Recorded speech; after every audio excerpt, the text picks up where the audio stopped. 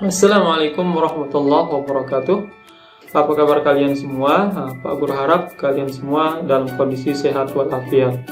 Pada video kali ini kita akan belajar materi ukuran penyebaran data. Untuk itu silahkan kalian simak videonya dengan baik. Semoga bermanfaat dan selamat menyaksikan.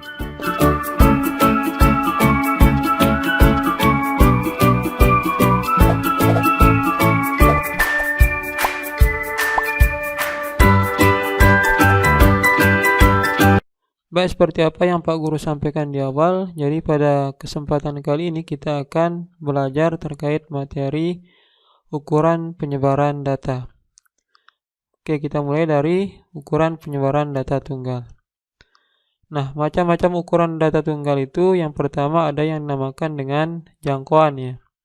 Apa itu jangkauan? Jadi jangkauan atau biasa disingkat dengan huruf J, biasa juga disebut rentang atau range ya, adalah selisih antara nilai data terbesar dan nilai data terkecil. Atau biasa kita tulis dalam bentuk rumus J sama dengan X max dikurang dengan X min, atau data terbesar dikurangi dengan data terkecil. Nah, berikutnya ada yang dinamakan dengan jangkauan antar kuartil. Jangkauan antar kuartil atau hamparan atau biasa disingkat dengan huruf H adalah selisih antara kuartil ketiga atau Q3 dengan kuartil pertama atau Q1. Nah, jadi rumusnya adalah H sama dengan, atau jangkauan antar kuartil sama dengan Q3 kuartil atas atau kuartil ketiga dikurangi dengan kuartil bawah atau Q1. Oke, ukuran berikutnya ada yang dinamakan dengan simpangan kuartil. Nah, simpangan kuartil atau biasa disingkat dengan QD, biasa juga disebut dengan rentang semi antar kuartil, adalah setengah kali jangkauan antar kuartil. Jadi QD itu rumusnya adalah setengah dikali H ya, atau setengah dikalikan dengan jangkauan antar kuartil. Dengan kata lain, QD itu sama dengan setengah dikalikan dengan hasil pengurangan antara Q3 dengan Q1. Baik, ukuran data tunggal berikutnya ada yang dinamakan dengan simpangan rata-rata. Simpangan rata-rata atau biasa disingkat dengan SR adalah jumlah harga mutlak selisih setiap nilai data atau XI dengan nilai rata-rata atau X bar dibagi dengan banyaknya data atau N. Rumusnya adalah SR sama dengan sigma dari harga mutlak XI min X bar untuk I sama dengan 1 sampai N dibagi dengan N. Atau SR sama dengan sigma dari FI dikalikan dengan harga mutlak XI min X bar untuk I sama dengan 1 sampai N dibagi dengan N. Nah, rumus yang kedua ini dipakai jika XI itu atau data itu muncul dengan frekuensi tertentu. Oke, ukuran berikutnya ada yang dinamakan dengan ragam atau variansi. Ragam atau variansi data biasa disingkat dengan S kuadrat, dirumuskan sebagai berikut. Jadi S kuadrat sama dengan sigma dari XI min X bar kuadrat untuk I sama dengan 1 sampai N dibagi dengan N ya. Atau S kuadrat itu sama dengan sigma dari FI dikali XI min X bar kuadrat untuk I sama dengan 1 sampai N dibagi dengan N. Nah, rumus kedua ini dipakai jika XI atau data ke I muncul dengan frekuensi tertentu. Oke, berikutnya ada yang dinamakan dengan simpangan baku atau biasa juga disebut dengan deviasi standar ya. Jadi simbol dari simpangan baku itu adalah huruf S. Nah, jadi S sama dengan akar dari S kuadrat, atau dengan kata lain simpangan baku itu adalah hasil pengakaran dari ragam atau variansinya ya. Jadi S sama dengan akar S kuadrat sama dengan akar dari sigma XI min X bar kuadrat untuk I sama dengan 1 sampai N dibagi dengan N, atau S sama dengan akar dari sigma FI dikalikan dengan XI min X bar kuadrat untuk I sama dengan 1 sampai N dibagi dengan N. Nah, ini jika XI atau data KI muncul dengan frekuensi tertentu. Oke, jadi ada 6 macam ukuran data tunggal yang akan kita pelajari di video kali ini ya. Baik, biar kalian lebih paham lagi, sekarang kita beralih ke contoh soal. Oke, contohnya di sini diketahui data 66, 8, 11, 67, 87, 44, 95, 6, 7, 11. Ditanyakan tentukan nilai dari yang pertama jangkauan, yang kedua jangkauan antar kuartil atau H, kemudian simpangan kuartil atau KID, berikutnya simpangan rata-rata atau SR, kemudian ragam atau variansinya, dan terakhir simpangan baku atau deviasi standarnya. Oke, baik, langsung saja kita jawab. Nah, satu hal yang harus kalian perhatikan ketika kita akan mencari ukuran penyebaran dari suatu data, atau di sini adalah ukuran data tunggal, maka langkah pertama yang harus kita lakukan adalah kita harus mengurutkan data pada soal ya, dari yang terkecil hingga yang terbesar. Oke, jadi kalau datanya kita urutkan maka hasilnya seperti ini ya. 4, 4, 5, 6, 6, 6, 6, 7, 7, 7, 8, 8, 9, 11, 11. Oke. Jadi data terurutnya seperti ini. Kemudian kita hitung berapa banyak datanya. Oh, ternyata banyak datanya sebanyak 15 ya. Oke, setelah datanya kita urutkan dan banyak datanya kita ketahui, kemudian kita cari satu persatu nilai dari soal yang diminta ya. Yang pertama kita cari jangkauannya atau J-nya. Jadi J itu rumusnya adalah X max atau data terbesar dikurangi X min atau data terkecil. Berarti 11 dikurangi dengan 4 ya. Hasilnya sama dengan 7. Kemudian berikutnya kita akan mencari jangkauan antar kuartil atau H, di mana rumusnya adalah H sama dengan Q3 min Q1. Atau kuartil ketiga dikurangi kuartil pertama ya. Nah, untuk bisa memperoleh nilai H ini atau jangkauan antar kuartil ini, maka terlebih dahulu kita harus nyari berapa nilai Q3 dan berapa nilai Q1 dari data ini ya. Oke, jadi langkah pertama untuk menentukan Q3 dan Q1 kita harus tentukan Q2-nya dulu ya. Karena ini banyak datanya 15 atau ganjil, maka nanti ada satu nilai data yang di tengah ya, yaitu data ke-8. 1, 2, 3, 4, 5, 6, 7, 8. Oke, jadi Q2-nya, ini Q2-nya kan? Q2-nya sama dengan 7. Nah, maka untuk Q1-nya itu merupakan nilai tengah dari data di sebelah kirinya Q2 ya.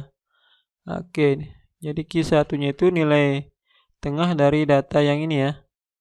Itu banyak datanya 1, 2, 3, 4, 5, 6, 7. Karena banyak datanya ganjil, maka hanya satu data yang di tengah. Dan data tersebut tidak lain adalah nilai Q1-nya ya. Berarti Q1-nya itu sama dengan 6. Dan berikutnya kita nyari Q3. Di mana Q3 itu tidak lain adalah nilai tengah dari data yang berada di sebelah kanannya Q2. Karena di sini banyaknya 7 data, maka atau ganjil, maka nilai Q3-nya adalah nilai yang di tengah ya. Maka kita peroleh Q3-nya itu sama dengan 8. Nah, setelah Q1 dan Q3 ketemu, maka dapatlah kita nilai jangkauan antar kuartil atau H. Oke, kita substitusi, berarti ini jadinya 8 dikurang 6 sama dengan 2. Oke, berikutnya kita akan mencari nilai QD. QD itu adalah setengah H ya. Maka sama saya dengan setengah dikalikan dengan 2 sama dengan 1. Oke, berikutnya kita akan mencari nilai dari simpangan rata-rata atau SR. Nah, untuk langkah awal dalam penentuan simpangan rata-rata ini, maka alangkah baiknya kalau kita buat tabel terlebih dahulu ya. Tujuan dari pembuatan tabel itu adalah untuk memudahkan kita dalam menentukan berapa nilai dari simpangan rata-ratanya. Jadi tabelnya seperti ini. Ada kolom untuk XI atau data ke I, kemudian ada kolom untuk frekuensi, Kemudian ada kolom untuk hasil kali frekuensi dengan data KI. Nah, kemudian ada kolom untuk harga mutlak dari XI min X bar. Kemudian ada kolom untuk hasil kali antara frekuensi data KI dengan harga mutlak antara XI dikurangi dengan X bar. Oke, nanti tabel inilah yang akan kita isi untuk bisa mendapatkan data-data yang akan kita pergunakan untuk menentukan nilai dari simpangan rata-ratanya. Nah, untuk sekedar mengingatkan agar kita lebih gampang dalam mengisi tabel ini, maka Pak Guru akan tuliskan data terurut yang tadi ya. Jadi data terurut pada soal yang tadi itu adalah ini 4, 4, 5, 6, 6, 6, 6, 7, 7, 7, 8, 8, 9, 11, 11. Oke, jadi datanya itu ada 4, ada 5, ada 6, 7, 8, 9, dan 11. Nah, maka kita tulis di kolom XI atau data KI. 4, 5, 6, 7, 8, 9, 11. Kemudian kita isi kolom frekuensinya ya. Ternyata 4 itu frekuensinya sebanyak 2, maka kita isi 2 di sini. Kemudian 5 itu frekuensinya 1, 6 itu frekuensinya 4, dan seterusnya ya, sampai 11 itu frekuensinya sebanyak 2.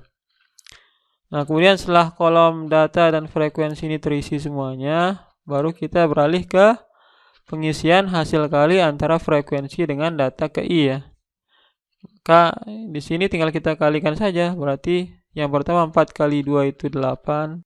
Tulis 8 di sini. Kemudian 5 kali 1 itu 5. Kemudian 6 kali 4 itu 24. 7 kali 3 itu 21. Kemudian 8 kali 2 itu 16. 9 kali 1 9, dan 11 kali 2 itu 22.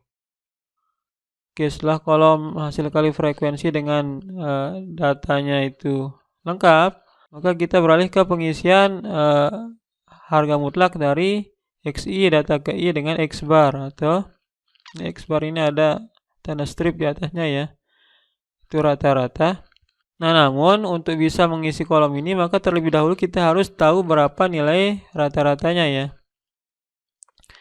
Jadi seperti yang sudah kita pelajari pada materi sebelumnya, jadi untuk penentuan rata-rata itu rumusnya adalah X bar itu sama dengan ya sigma atau jumlah dari FI dikali XI atau hasil kali frekuensi dengan datanya dibagi dengan N ya. Oke, coba kalau kita jumlahkan ini 8 tambah 5 13 tambah 24 itu 37 ditambah 21 itu 58 ditambah 16 itu 74 ditambah 9 itu 83 ditambah 22 itu 105 ya. Oke, jadi sigma FIX itu nilainya adalah 105. Nah, maka kita isi di sini 105 ya. Nah, sekarang banyak datanya berapa? Banyak datanya adalah 2 tambah 1 3 tambah 4 7 tambah 3 10 12 13 15. Jadi banyak datanya 15. Nah, sehingga rata-ratanya itu sama dengan 105 dibagi dengan 15 ya. Maka kita peroleh hasilnya adalah 7. Nah, sehingga nilai X barnya atau rata-ratanya sama dengan 7. Nah, sehingga sekarang karena rata-ratanya sudah ketemu, maka kita bisa mengisi kolom yang ini ya. Yang pertama untuk di sini hasilnya adalah harga mutlak dari hasil pengurangan 4 dengan 7 ya. Jadi ingat di sini X barnya itu sama dengan 7. Nah, biar ingat. Jadi yang pertama 4 dikurang 7 itu kan min 3 ya. Berarti di sini kan mutlak min 3. Nah, untuk materi nilai mutlak kan sudah kalian dapatkan di kelas 10 ya. Jadi hasil dari harga mutlak suatu bilangan itu selalu positif ya. Maka di sini mutlak min 3 itu tinggal kita ambil positifnya, hilangkan tanda negatifnya ya. Maka hasilnya adalah 3. Nah, kemudian 5 dikurang 7 kan sama dengan min 2 ya. Nah, kalau dimutlakkan maka hasilnya adalah 2. Jadi sama caranya kayak yang ini ya. Kemudian 6 dikurang 7 min 1, maka kalau kita mutlakkan jadinya positif 1. Kemudian 7 dikurang 7, nah itu 0 ya. Kemudian 8 dikurang 7 itu 1. 9 dikurang 7 itu 2. Dan 11 dikurang 7 itu 4. Oke. Nah, setelah semua ini terisi, kemudian kita akan mengisi kolom hasil kali antara frekuensi dengan harga mutlak antara XI dikurangi dengan X bar ya. Sekarang frekuensinya itu yang ini kan. Nah, kemudian XI min X mutlak, harga mutlak dari XI min X barnya yang ini. Maka tinggal kita kalikan saja, berarti 2 dikali 3 itu 6. Kemudian 1 dikali 2 itu 2. Kemudian 4 dikali 1 itu 4. Kemudian 3 dikali 0 itu 0. 2 dikali 1, 2. 1 dikali 2, 2. 2 dikali 4 itu 8.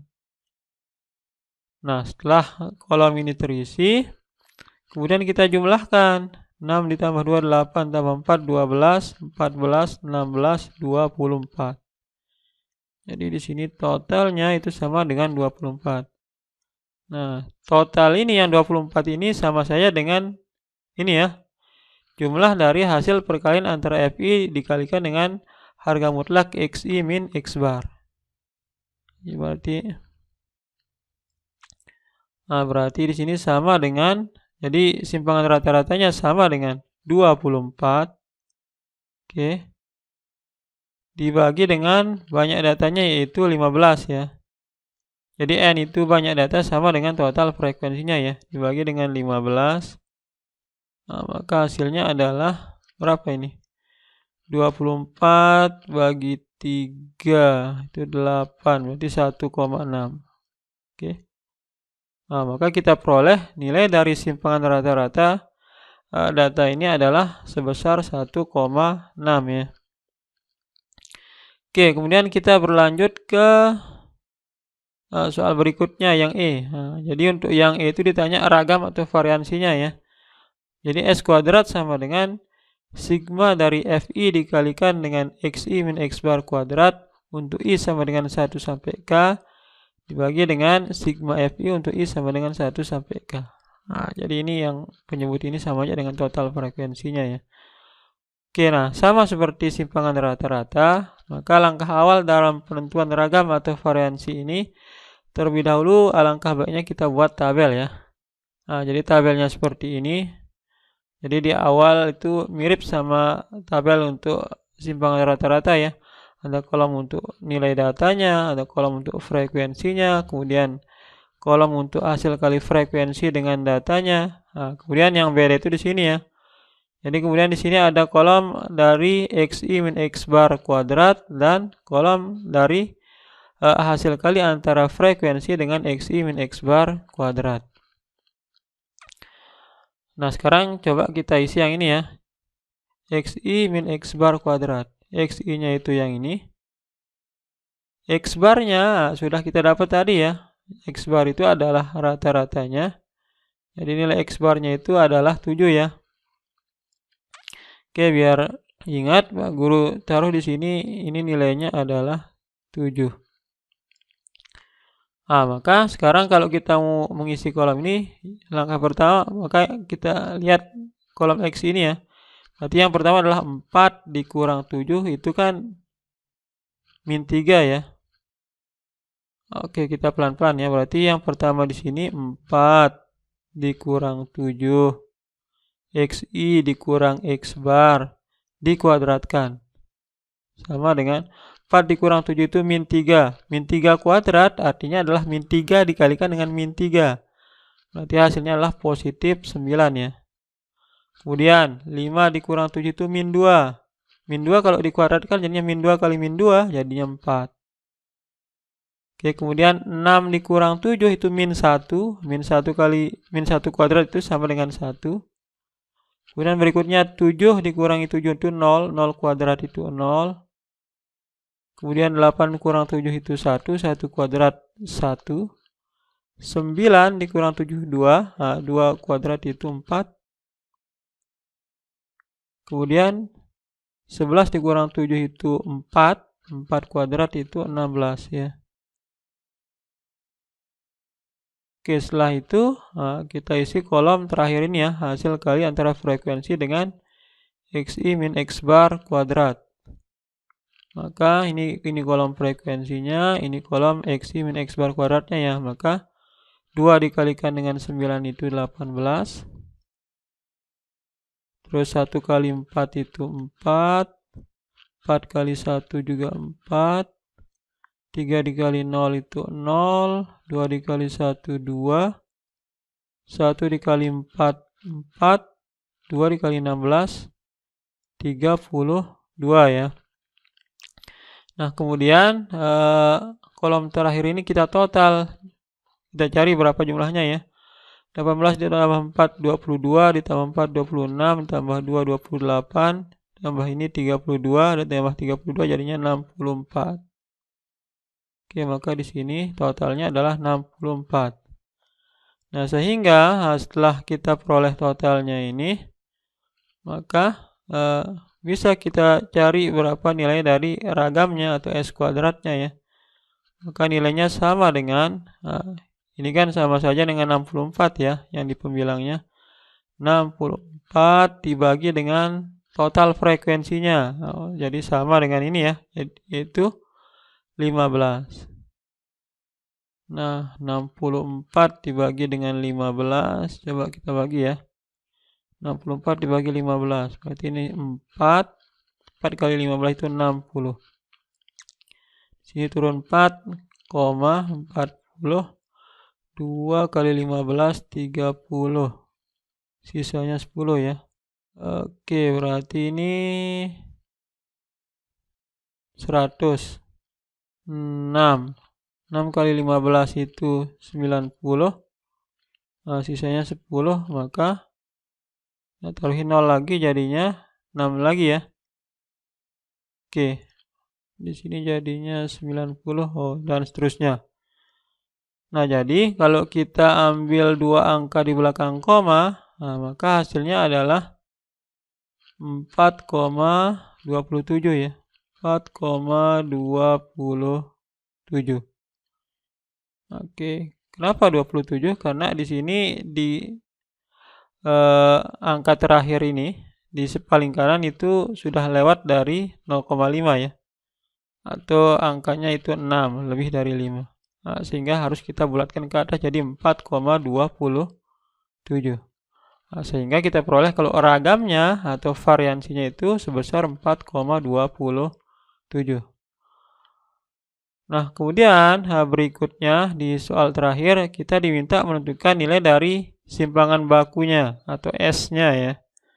Nah, di mana S itu sama dengan akar dari S kuadrat. Maka nilai dari S-nya itu sama dengan akar dari 4,27.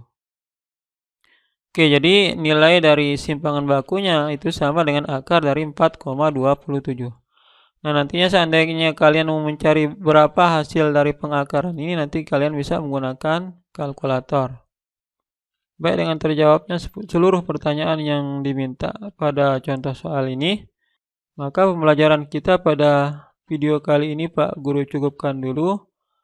Nah, untuk video berikutnya kita akan membahas ukuran penyebaran data berkelompok. Baik, atas perhatian kalian Pak Guru ucapkan banyak terima kasih. Dan sekian. Wassalamualaikum warahmatullahi wabarakatuh.